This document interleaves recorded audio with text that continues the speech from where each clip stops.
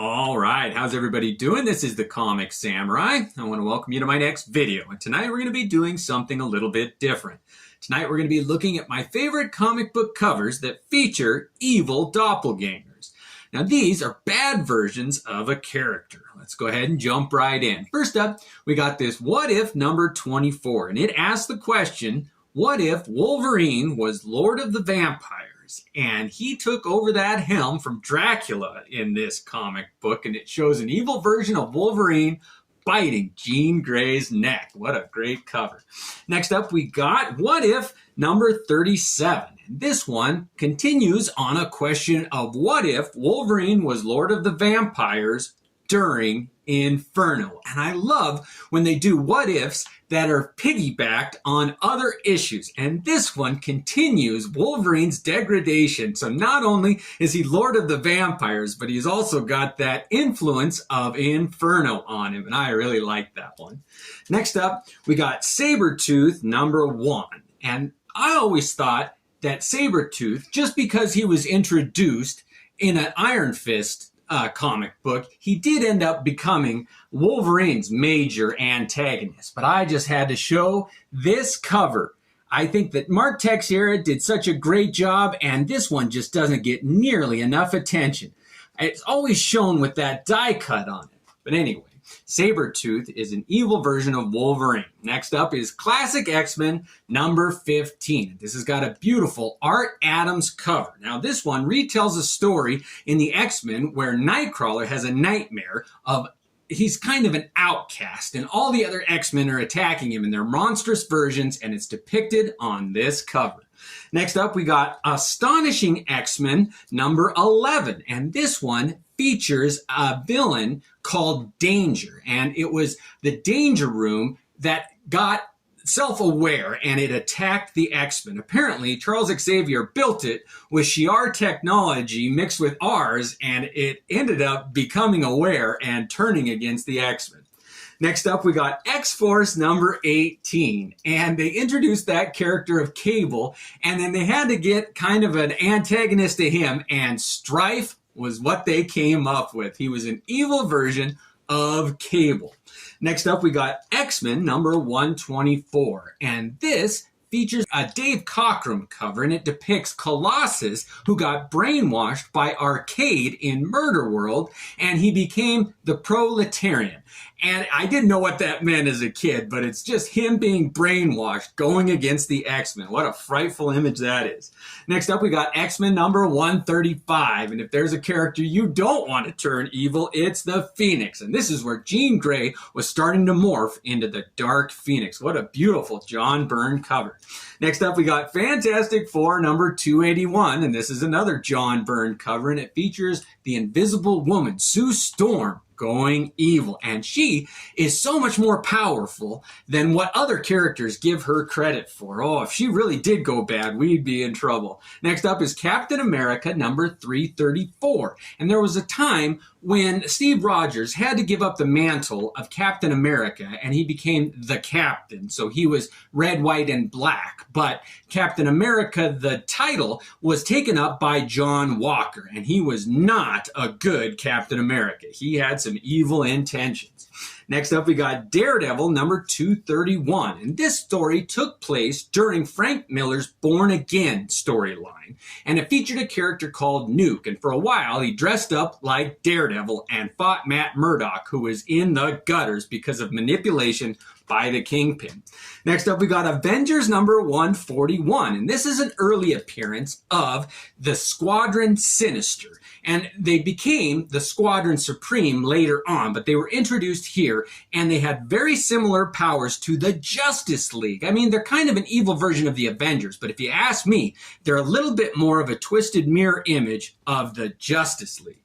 Next up, we got Squadron Supreme number 8. And after the Squadron Sinister became the Squadron Supreme, they came out with a mini-series here in 1985. And that's 1 year before The Watchmen came out. And it's a retelling of the superhero mythos. And I don't think there would be a Watchmen without the Squadron Supreme. But this one features Hyperion, who was kind of their Superman character fighting an evil version of himself. Next up, we got the Authority number 14. And it was funny when this came out, it was kind of a blow up that they didn't really try to hide it, but this was supposed to be an evil version of the Avengers called the Americans. And it kind of upset some people. It was funny. Next up, we got Incredible Hulk number 25. And if there was an evil version of the Hulk, it would be the Abomination. And I think the Abomination is even stronger than the Hulk, but for some reason he has a hard time beating him. But this is a great image by John Romita Jr. of those two behemoths going at it. Next up, we got the Incredible Hulk number 368. And it's such an interesting thing to see the Incredible Hulk go up against a character who I think he was based on, Mr. Hyde. The story of Dr. Jekyll and Mr. Hyde very much mirrors the story of Bruce Banner in The Incredible Hulk, where you have two doctors who become these vile characters where their just base instincts take over. And this is a great image done by Sam Keith of the Hulk and Mr. Hyde. Next up, we got the Incredible Hulk Future Imperfect number 2. This one, drawn by George Perez, was an evil version of a future Hulk called the Maestro. And he was such an evil version. Oh, what a twisted character that was. Next up, we got Silver Surfer number 64. And if there was one character in the Marvel Universe that is susceptible and who would look amazing in an evil version, it's the Silver Surfer. You take his chrome, shiny, white, good behavior, and you turn him black, and his red eyes glowing. Oh, they really did contrast each other great in this one. Next up, we got the Amazing Spider-Man Annual 20, and this is an early appearance of Iron Man 2020. An ancestor of Tony Stark takes up the mantle and is a bad Iron Man. He did make his first appearance in the Machine Man Limited Series number 2, but he made a reappearance in this one.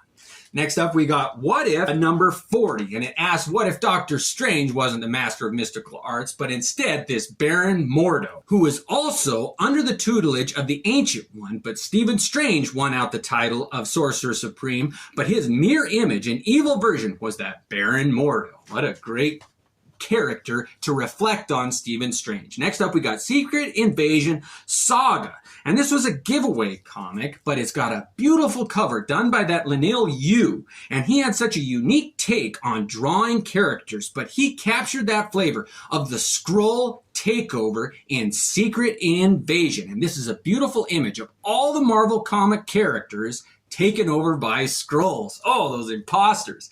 Next up, we got Spider-Man number 24. And this was a crossover with the Infinity War storyline. They had the Infinity Gauntlet, the Infinity Crusade, and the Infinity War. And in that storyline, doppelgangers were created of all the characters, so there were evil versions running around. And this one had a character called the Demo Goblin and a bad version of Spider-Man. But oh, what a great evil version they had to fight. That was fun. Next up, we got Infinity War number 6. And this featured a character called the Magus. And it was a bad, evil version of Warlock. And it was interesting to see that character done in an evil vein. Oh, and he's got the Infinity Gauntlet here on the cover. What a great image there.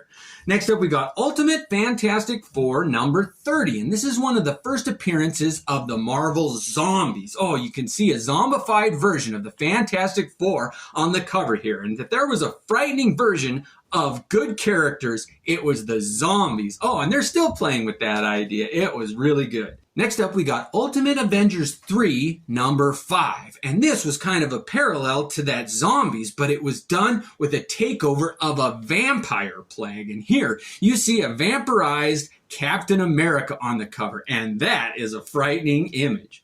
Next up, we got JLA number 111, and this features the Crime Syndicate of America. They were the evil versions of the Justice League from Earth 3, and it shows them fighting the Justice League on this cover. And if you want more, kind of a rated R version of that story, it's this JLA Earth 2. And like I said, it is a little more adult, a little risque, and Grant Morrison pushed the envelope on that, but it had beautiful Frank Quietly art. Next up, we got Justice League of America, number 168. And this is an interesting comic book. It introduced the concept of switching bodies between this group of heroes and this group of villains. And apparently, when they had switched bodies, the villains took a look and found out the secret identities of a lot of the heroes. And that came back to haunt those heroes in a later crisis. They wrote a whole series, that identity crisis, around this story. And oh man, that does raise a lot of questions. And I love that when they take an old concept in a story and update it. Like, oh yeah, they did take over them and they must have looked at their secret identities. Next up, we got Teen Titans number 18. This was a unique story too. It featured future versions of the Titans coming back and saying, hey, you guys, it becomes dark. And this is a future version of Robin, now Batman, coming back to talk to the earlier Robin. And it's interesting to see the Titans trying to escape their fate. Next up, we got Green Lantern number 49. And this is probably the most popular version of an evil takeover of a character. And this is when Hal Jordan went bad. Apparently, the Parallax villain kind of influenced him. But oh, when he went crazy, he really did. And how he got all those Green Lantern rings, it was horrific, some of the things he did. Next up, we got Green Lantern number 21. And they created an antagonist to the Green Lantern in the form of this Sinestro. Very similar to Hal Jordan, but an evil twist on it. And here, he's got yellow rings, the Sinestro Corps. Next up, we got Adventures of Superman number 639. And there's a character in the DC universe called Eclipso, and he has the ability to take over heroes' minds. And in this one, he took over Superman, and that is a scary thought. The only hero who was powerful enough to take him down was Shazam, but here you see that he's got Captain Marvel's cape in his hands. Next up, we got Teen Titans number 24, and there was a point in this storyline where the new Superboy was convinced that he was evil. He found out he has some of the genetic code of Lex Luthor, so he shaved his head and cut an L in his t-shirt, but oh, it is kind of a frightening thought. I mean, Superboy is really powerful. Next up, we got Supergirl number 5, and when this new version of Supergirl was introduced here, she kind of had to figure out her place in the DC universe. And she's battling a bad version of herself here. And it's done by Ian Churchill. The art on this comic book is amazing. Next up, we got Justice Society of America, number 25. And in this one, Black Adam and his influence turns a lot of the Marvel family evil. And here, Mary Marvel is turned bad. And she's front and center there. And oh, she does turn evil. Next up, we got Justice League of America, number 3. And this one features a bunch of versions of the Red Tornado. And I think that is one of the most underutilized characters in the DC universe. I mean, it's awesome. And all the ones in the background here are evil versions of that Red Tornado. Done by Michael Turner. That's a beautiful cover. Next up, we got The Flash, number 197. And there's an anti-Flash or reverse Flash, a Zoom character here. And he is really evil. Every motivation that all the Flashes had to do good things is flipped on its head in this character. Next up, we got JSA number 17. And the original Flash, Jay Garrick, had an old Golden Age foe called Rival. He had all the powers of the Flash, but he was an evil version, and I think they should bring him back. He was really a great antagonist to the original Flash. Next up, we got Batman number 402, and Jim Starlin captured an image here of two Batmen fighting. And it's so great to see that, as only Jim Starlin can do. And this is a great written story, too, where Batman has to have a conversation with Robin on what it's about, catching bad guys. Do you want to see them dead? Are they vermin? But this is a great cover here.